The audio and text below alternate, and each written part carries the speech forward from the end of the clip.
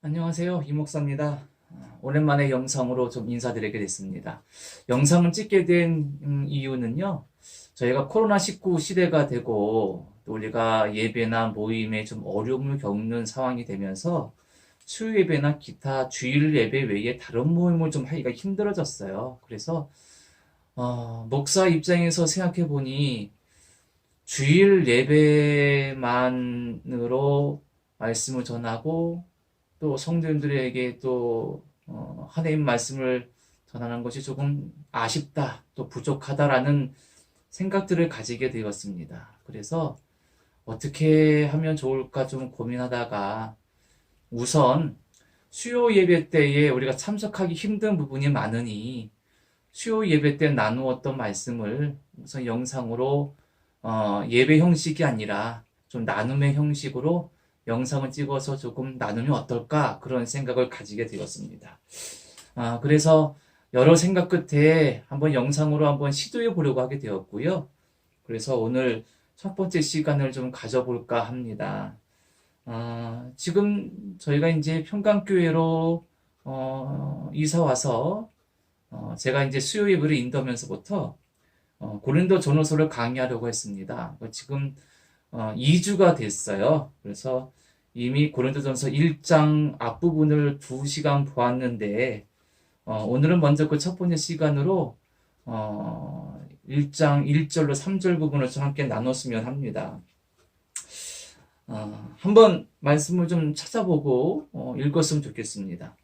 제가 고린도전서 1장 1절로 3절까지를 한번 읽어보겠습니다. 여러분들께서도 성경을 펴시고 함께 읽으시면 좋을 것 같습니다. 고린도전서 1장 1절로 3절입니다. 자, 하나님의 뜻을 따라 그리스도 예수의 사도로 부르심을 받은 바울과 형제 소스데네는 고린도에 있는 하나님의 교회 곧 그리스도 예수 안에서 거룩하여지고 성도라 부르심을 받은 자들과 또 각처에서 우리의 주 곧 그들과 우리의 주 대신 예수 그리스도 이름을 부르는 모든 자들에게 하나님 우리 아버지와 주 예수 그리스도로부터 은혜와 평강이 있기를 원하노라. 아멘. 고린도전서를 쭉 수요일날 강의하려고 하고 있고요. 오늘 읽은 말씀이 고린도전서는 편지잖아요.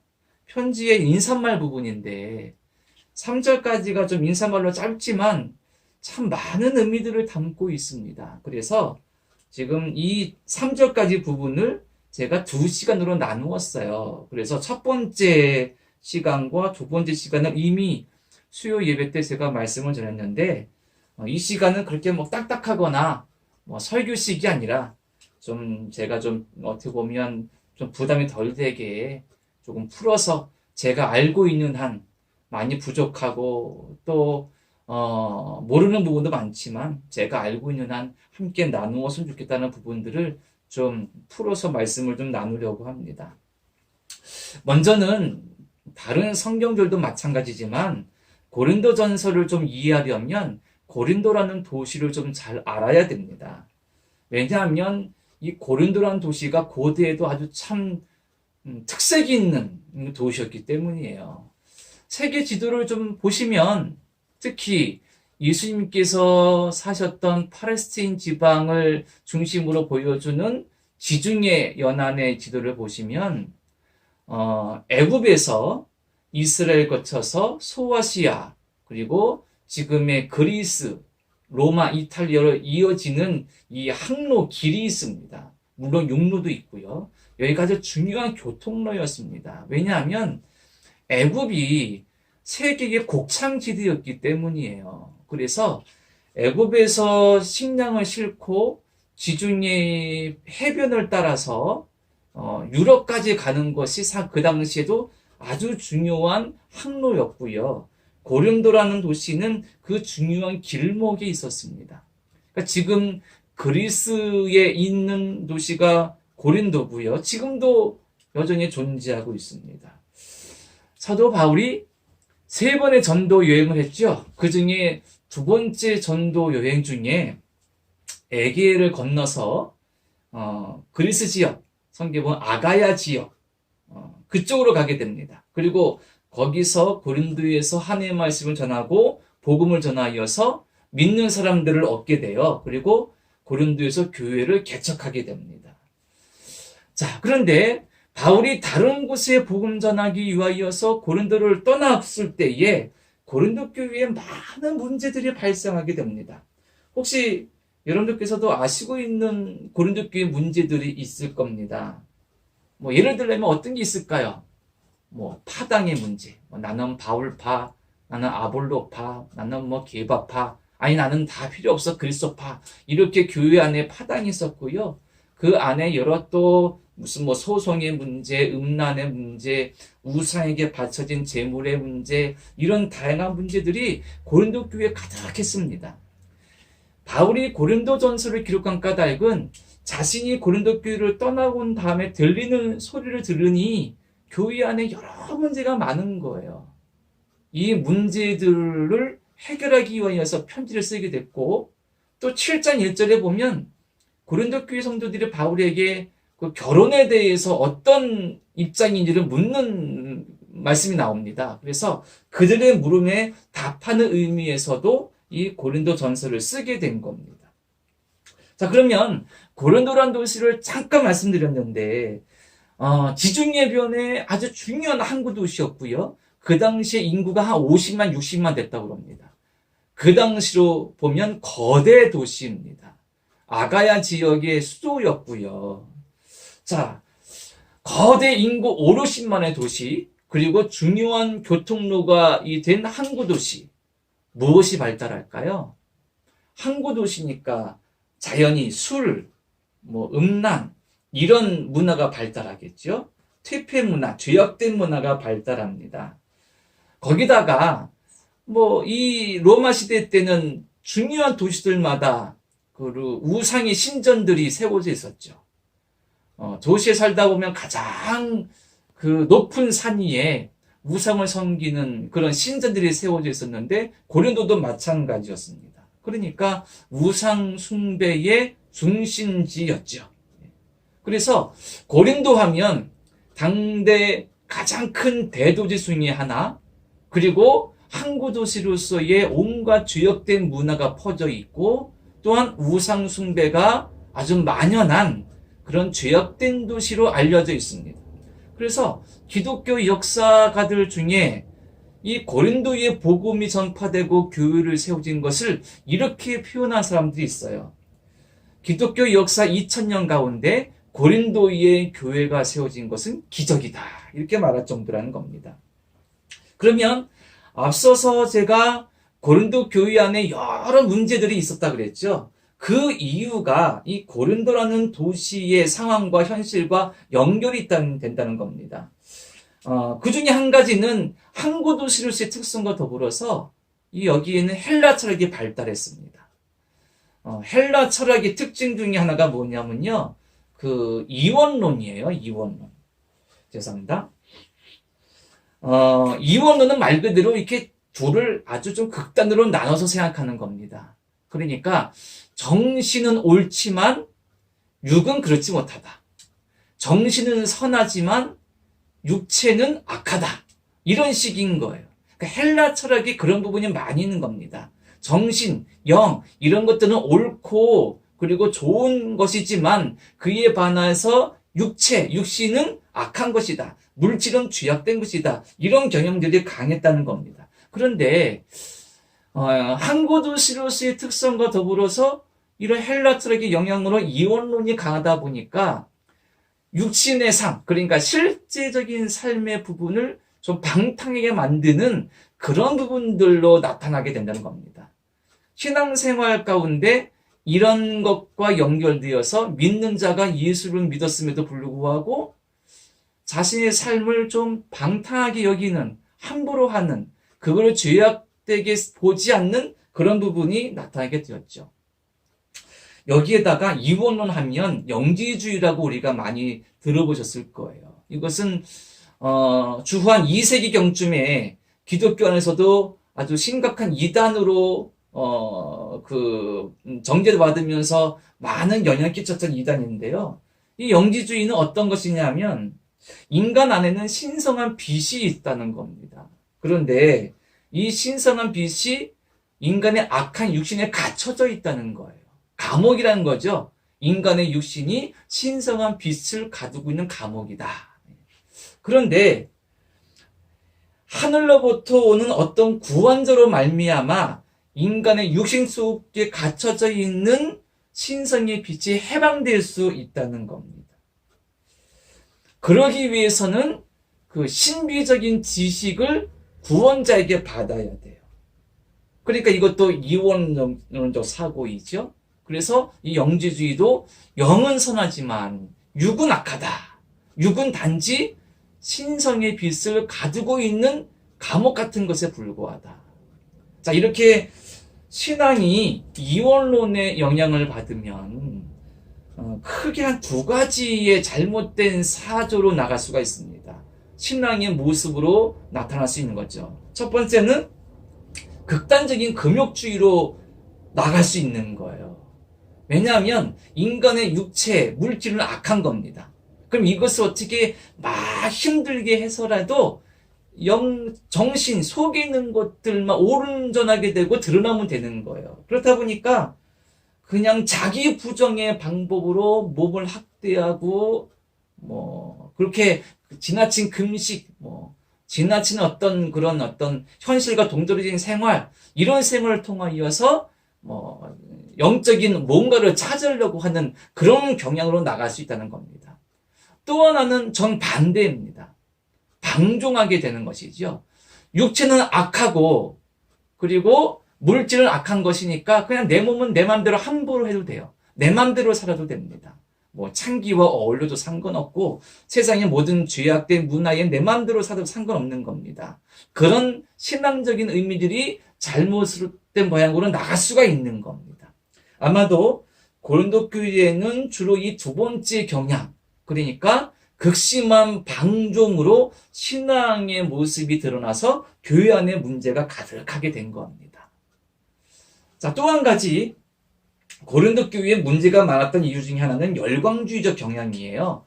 열광주의는 뭐냐면 신비적인 것만 너무 쫓아가고 추구하는 겁니다. 달리 말하면 예수님의 십자가는 별로 중요하게 생각 안 해요. 예수님의 십자가의 고난과 죽으심은 예수님의 부활의 영광을 위한 그냥 과정 정도이지 그것이 그렇게 중요하지가 않아요.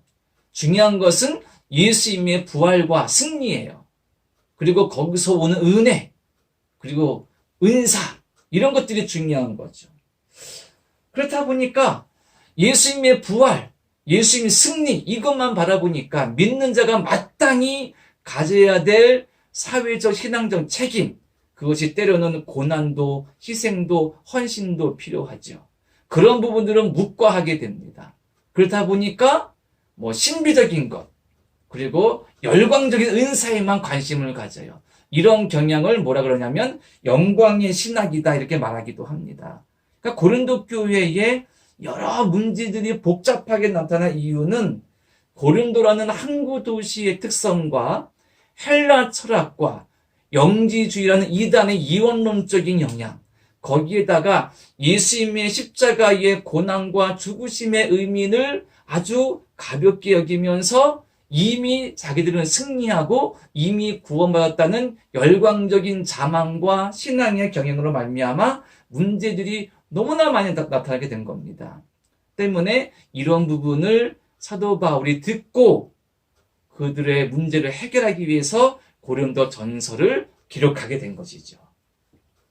자, 이렇게 고린도 전서와 고린도라는 도시의 잠깐의 조금 개관적인 내용을 좀 말씀드렸고요.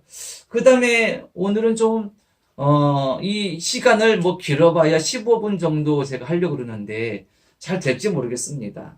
오늘 말씀에 보면 좀 우리가 주의 깊게 볼 말씀들이 있어요. 그것이 뭐냐면 1장 1절에 이렇게 말합니다. 하나님의 뜻을 따라 그리스도 예수의 사도로 부르심을 받은 바울과 이렇게 말합니다. 하나님의 뜻을 따라.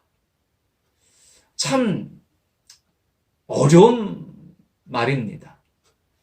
사도 바울이 편지의 첫 글자를, 천 문장을, 천 말을 하나님의 뜻을 따라 나는 사도로 부름을 받았다라고 말하고 있습니다. 하나님의 뜻을 인간이 100% 알 수 있을까요? 바울이라고 하나님 뜻을 완벽히 알 수 있었을까요? 그렇지 않습니다. 이 바울의 말의 의미는 뭐냐면 바울의 신앙 고백입니다. 믿음의 고백인 거죠. 나는 하나님의 뜻을 따라서, 하나님의 뜻에 의해서, 하나님의 섭리와 인도하신과 계획에 의해서 내가 사도가 되었다, 전도자가 되었다라는 겁니다. 여기에 우리가 주의할 것이 있어요. 하나님의 뜻이 이렇다 저렇다 우리가 함부로 말하고 판단해서는 안 된다는 겁니다. 물론 바울도 마찬가지고요. 하지만 바울은 하나님의 뜻을 깨닫고 알고 순종하고자 하는 많은 신앙의 훈련과 또 과정과 그런 깊은 영성을 가졌습니다. 때문에 하나님의 뜻을 잘 분별할 수가 있었죠. 하지만 그렇지 못한 상태에서 함부로 이것은 하나님의 뜻이야, 이거는 하나님 뜻 아니야, 함부로 말하면 안 된다는 겁니다. 조심해야 되는 것이죠. 잘못 하나님 뜻을 왜곡할 수도 있고 오해할 수도 있고 착각해서 엉뚱한 길로 갈 수도 있고 잘못된 것을 판단할 수도 있는 겁니다. 때문에 이 바울의 말은 내가 사도가 된 것은 하나님 뜻이야 라는 신앙의 고백의 측면인 것입니다. 이것을 좀 주의해야 되겠고요. 우리도 하나님 뜻을 알기를 원하잖아요. 그리고 그 뜻을 분별하기를 원하는데 그게 참 쉽지 않은 것이 현실 아니겠어요? 우리가 하나님 뜻을 잘 알고 순종하고 따라가기 위해서 그래서 필요한 것이 뭐냐면 평상시에 깊은 믿음의 시간들과 영성의 시간들을 갖고 유지하는 겁니다. 바울이 쉽게 이렇게 말한 것이 아니라 그가 무슨 말장난으로 말하는 것이 아니라 아니면 문장에 무슨 좋은 것을 위해서 말하는 것이 아니라 그는 하나님 뜻을 깨닫고 알기 위한 많은 신앙의 훈련과 영성의 과정을 거쳤다. 그런 과정 가운데 다메섹 도상에서 예수님을 만나게 되었고 그런 부분에서 보니 자기가 사도가 된 것이 하나님의 뜻이었다고 고백했다는 것이요. 때문에 우리도 하나님 뜻을 잘 분별할 수 있는 믿음의 사람이 되기 위해서 더 깊은 영성 생활, 경건 생활, 믿음의 기도 생활을 감당해야 되는 거죠. 자, 또 한 가지만 더 보면 읽어드린 대로 바울은 예수의 사도로 부름을 받았다라고 말하고 있습니다. 단락을 3절까지 끊었지만 그 다음 단락을 보면 9절까지 끊을 수 있어요. 그런데 이 9절까지에 적어도 예수님이란 단어가 8번 나온다는 겁니다. 그러니까 바울에게 가장 중요한 것은요, 예수님이에요. 바울에게 가장 중요한 이름은 예수님의 이름인 거죠. 바울에게 교회도 중요하고 성도도 중요하지만 바울이 끊임없이 붙잡고 있었던 것은 예수님이었습니다. 고린도 교회의 이 극심한 문제와 혼란을 해결하기 위하여서 바울이 붙잡고 있었던 것도 바로 예수님이었다. 그러니까 우리의 삶에도 여러 가지 혼란이 있고 문제가 있고 갈등이 있지 않습니까? 그 가운데 그 문제도 중요하고요. 상황도 중요하지만 가장 중요한 것은 예수님입니다. 예수님을 온전히 붙잡고 예수님을 의지하고 있을 때 여러 가지 문제와 환경과 상황의 혼란들을 우리가 그분의 인도하심과 은혜로 극복하고 견디고 이겨나갈 수 있는 거죠. 더불어 바울은 스스로를 사도라 그랬습니다. 우리가 사도의 뜻 대략 아시죠? 보냄을 받았다, 그런 뜻입니다. 전권을 받아서 보냄을 받은 사람이 사도인 겁니다. 주미대사, 주중대사, 주일대사, 대한민국의 정권을 위임받아 다른 나라에 보냄받은 사람이잖아요. 그런 의미입니다. 바울은 자기를 그렇게 생각하고 있는 거예요. 믿는 자에게는 정체성이 중요합니다. 자의식이 중요하죠. 내가 누구인가. 이 믿음의 자의식이 분명하다면 우리의 삶의 환경과 여정에서도 우리가 믿음의 길을 끊임없이 진실되게 갈 수 있을 것이고요. 여러 가지 어려움 속에서도 내가 하나님의 자녀이고 예수께서 나와 함께 하시니 나는 흔들리지 않고 인도함 받는다 라는 확신이 있겠죠. 이 믿음이 우리를 세우는 것이고 살리는 것입니다. 이 사도라는 바울의 고백도요, 신앙 고백이에요. 왜냐하면 초대교회 당시에 많은 사람들이 바울을 사도로 인정하지 않았습니다. 사도의 자격 중에 가장 중요한 것은요, 예수님을 직접 보고 직접 따라다니며 직접 가르침을 받은 사람들입니다. 그러면 그 사람들은 누굽니까? 베드로를 중심으로 한 12제자밖에 없는 거죠. 하지만 바울은 스스로를 자칭 사도라고 했습니다. 왜? 자신도 다메섹에서 예수님을 직접 만났다고 믿음으로 고백하기 때문에, 그것이 자신의 믿음이기 때문에, 그래서 자칭 사도입니다. 이 자칭 사도라는 말 때문에, 고백 때문에 바울은 많은 고난과 어려움을 당했습니다. 그래도 그것을 놓지 않았죠. 바울의 정체성, 자의식, 이것이 얼마나 분명히 있는지 이 사도라는 표현을 통해서도 우리가 알 수 있습니다. 마지막으로요, 1절 끝에 보면 바울이 한 사람을 소개합니다. 그게 누구냐면 소스데네입니다. 이 소스데네는 누군가 보면 사도행전 18장에 보면 이 소스데네가 나와요. 바울이 고린도에서 전도하다가 어려움 당하는데 여차여차하다가 결국 바울 대신에 좀 어려움 당하는 사람이 나오는데 그 사람이 고린도의 회당장 소스데네라고 나옵니다. 아마 그 사람인 것 같습니다. 동일 인물인 것 같아요. 회당은 유대인들이 세상 어디에 살든지 10명이나 15명 정도 되면 그들이 모일 수 있는 장소를 만들었어요. 거기서 성경 공부하고 교제 나누는 장소를요. 그곳이 회당입니다. 고린도에도 회당이 있었고요. 그 회당을 관리하는 사람이 회당장인데 아마 소스데네가 그런 사람이었을 것이다 라고 말하고 있는 겁니다. 마지막 한 가지는요, 2절에 보면 바울은 고린도에 있는 교회를 하나님의 교회라고 부르고 있습니다. 우리에게는 익숙한 표현이지만 그 당시에는 교회가 많지 않았잖아요. 그리고 중요한 교회는 사도 베드로가 있는 예루살렘 교회, 그리고 우리가 얼마 전 설교에서 함께 나누었던 안디옥 교회, 이런 교회들이 중요하겠죠. 그런데 고린도에 세워진 교회도 바울은 하나님 교회라고 말하고 있습니다. 특정한 누구의 교회가 아니라, 어느 지역에 이름 붙여진 교회가 아니라 모든 교회는 하나님의 교회이다 라는 겁니다. 그러니까 예수 이름으로 모여진 교회와 공동체는 다 하나님의 교회이다. 그래서 교회의 존재와 그리고 교회가 존재하는 까닭이 여기 있을 수 있다는 겁니다. 우리가 기억할 필요가 있죠. 우리가 모이는 장소도 믿음으로 우리가 함께 모이기에 하나님의 교회입니다.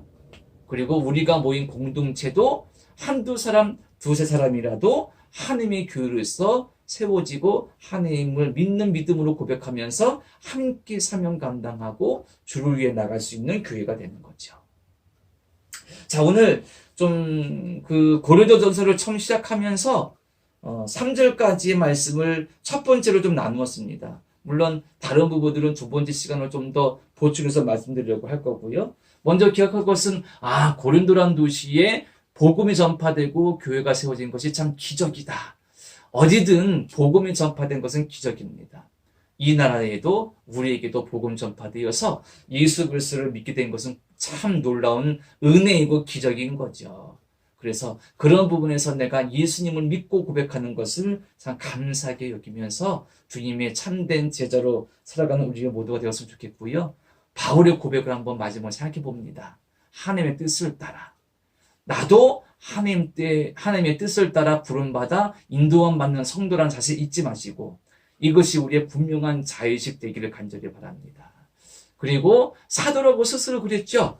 우리 스스로는 누구인가? 나도 하나님의 일꾼이고 하나님의 자녀라는 사실, 내게도 사명을 주셨다는 사실, 이것을 고백할 수 있는 우리 모두가 되었으면 좋겠습니다. 자, 이렇게 첫 번째 영상을 좀 통해서 고린도전서 1장 1절로 3절을 봤고요. 지속적으로 이 부분을 좀 잘 제가 준비하고 영상 촬영을 해서 우리가 교회에서 직접 대면하여서 하지 못하더라도 이 고린도전서 또 후서 또 많은 부분들을 이렇게 함께 좀 덜 부담되는 형식으로 나누면서 우리의 신앙에 유익함을 얻었으면 좋겠습니다. 귀하고 복된 시간들 되시기를 간절히 바랍니다. 기도하고 마치겠습니다. 하나님, 고린도전서를 함께 나눕니다. 이 시간을 통하여서 우리가 주의 말씀을 사모하게 도와주시고 깨닫게 도와주시고 바울처럼 우리의 자의식 믿음의 정체성에 분명하여서 또 이 세상과 땅과 우리에게 주어진 생명과 삶을 믿음으로 잘 감당하고 살아갈 수 있는 은혜와 믿음 도하여 주옵소서. 예수님의 이름으로 기도드립니다. 아멘. 감사합니다. 다음 시간에